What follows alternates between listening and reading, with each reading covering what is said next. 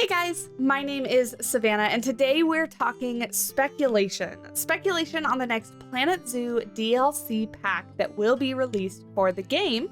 Earlier this morning, we got the announcement for free update 1.12. The video covering all of those details is on the channel if you want to go check it out. But if we're following Frontier's usual pattern, that does also mean that we'll be getting a DLC on that very same day, December 13th. And earlier this morning, the Frontier team did a special live stream where they built a Lego habitat for an armadillo. So it can only be assumed that armadillo is one of the animals coming in this next pack. So based solely on that one animal, we are going to speculate on what else could be coming. To start, let's talk a little bit about the armadillo. There are 20 armadillo species in total in the Americas, 19 of which live in either Central or South America, with the only species of armadillo living in the United States being the 9-banded armadillo. Armadillos mostly like wetlands with thick shade and sandy soil that's easy to dig in, but they're also found in thorn scrub, grasslands, and wooded areas. Armadillos burrow in the grasses, in hollow logs, and sometimes underground. So taking that little bit of information, I'm assuming that we are going to be seeing the 9-banded armadillo. It is the most widespread armadillo species of all of them. And when I think armadillo, I think 9-banded armadillo. So that's where I'm thinking that that is going to be the species that is going to be added to the game. If we're thinking armadillo, we can go one of two ways. I am thinking that we are getting an animal pack this time, with the last two packs being the Twilight pack and then the Conservation pack. Those were both build item based packs. And so I'm thinking it's about time we see an animal pack, which means we have quite a few spaces to fill up for animals. Basing our guesses, again, solely off the fact that armadillos live in Central or South America, we can either base our other animal guesses off animals in that same region, or we can base our guesses off grassland, the biome that many armadillo live in. I'm thinking, or rather hoping, that the animal pack is biome based and around grasslands, because that means we can pull grassland animals from all over the world rather than pulling animals specifically just from Latin America. Now, don't get me wrong, Central and South America are one of the most biodiverse places in the world, and there are many different animals that I would love to see in the game from those regions specifically. But the first animal that I want to talk about is the secretary bird, and I want the secretary bird in Planet Zoo so bad. And if we specifically are talking about a region-based pack, that would rule this guy out. So I'm really hoping that it's grassland pack, because that could potentially include the secretary bird. Secretary birds are distantly related to buzzards and vultures, but unlike their raptor cousins, secretary birds spend most of their time on the ground. However, they can fly. They might spend most of their days on the ground, but secretary birds are good flyers and nest and roost high up in acacia trees at night. In flight, their long legs trail behind them in the air. So secretary birds are the perfect combination of ground-dwelling birds, but can incorporate some flight. So the secretary bird, in my mind, would operate a lot like the flamingo does in Planet Zoo. Flamingos can fly as well, but they don't in the game. So I'm thinking that Frontier could easily add these guys, and mechanically they could work a lot like the flamingos. Now, my one hope is if the secretary birds are added, we absolutely must see their prey hunting technique, where they would grab snakes and literally stomp them to death to eat them. And I must see that animation in game. They look so funny when they stomp and chase after their prey. But regardless, I would just be happy to get the secretary bird in the game just anyway, just in any capacity. So that's going to be my first hope or want or guess, if you will. My next guess is going to be a fan favorite and highly requested, at least I've seen it requested quite a bit, the maned wolf. Maned wolves range throughout Central and Eastern South America, so they fit the region, but they also live in dry forest, grasslands, savannas, marshes, and wetlands, so grassland does fit their biome as well. Maned wolves are such an interesting species, and they look more like a long-legged fox, really, than a wolf. However, genetic studies have shown that it's really neither a fox nor a true wolf, but it is a distinct species. The San Diego Zoo has had a couple of maned wolves for a really long time, and they're one of my favorite animals to go see when you can actually see them, because they do spend a lot of their time hiding.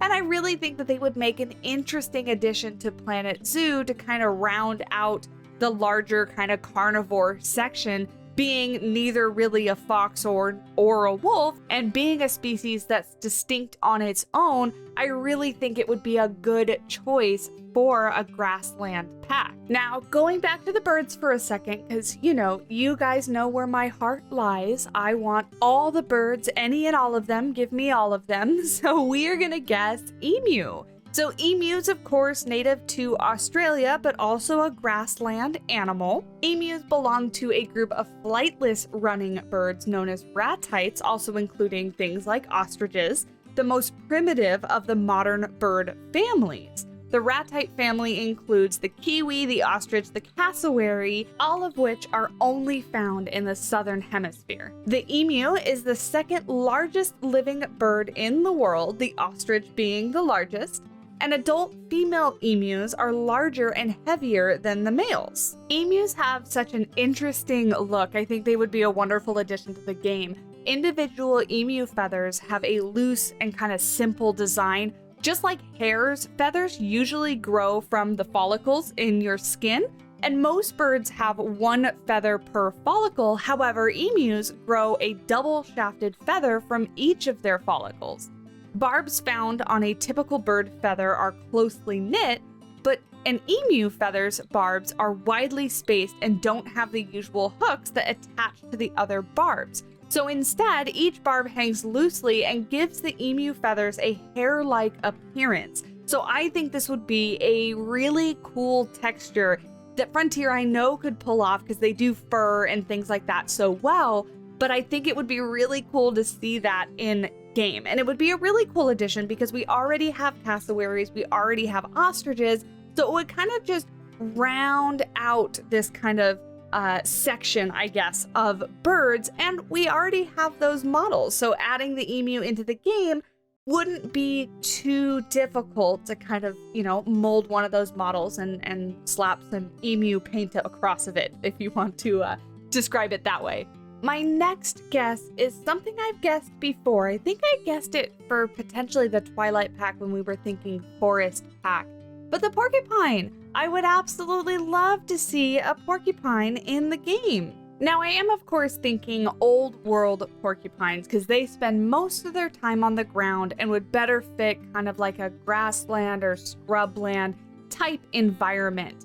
They're somewhat social, sometimes traveling in pairs, and they find shelters in caves, rock crevices, holes, and burrows that they may have dug themselves, or sometimes they'll steal abandoned holes from aardvarks and make them suit their own needs. Old world porcupines do not climb or jump well, but they are excellent swimmers, and I think that they would be, again, just like the rest of the list, an awesome addition to the game. And as much as I would love to see New World or more arboreal porcupine species in the game, it doesn't really fit exactly what I'm thinking for this pack, in that we're thinking grassland pack, so I'm thinking many of the animals, or all of the animals for that matter, are going to be more ground-based, ground-dwelling animals. So something like a North American porcupine would be totally fine by me, and I would be very excited to have it in the game. Now, my last big species guess is going to be the Andean or spectacled bear. These guys, again, living in Latin America area, but are known to live in forests, grasslands, and scrublands. So they do fit that biome box that we are trying to fit all these animals into if we're going on a grasslands pack.